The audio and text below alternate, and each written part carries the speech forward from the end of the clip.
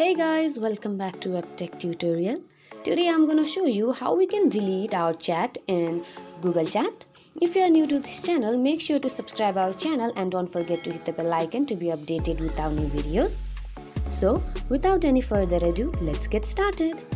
First of all, make sure you have downloaded the right application and after that open it.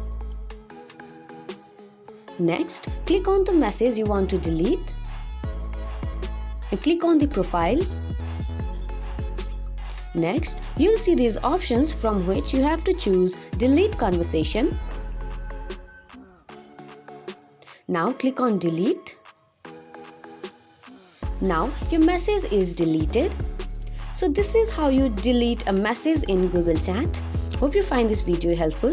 If so, don't forget to give us a big thumbs up and we'll see you in next video. Till then, have a good day. Bye bye.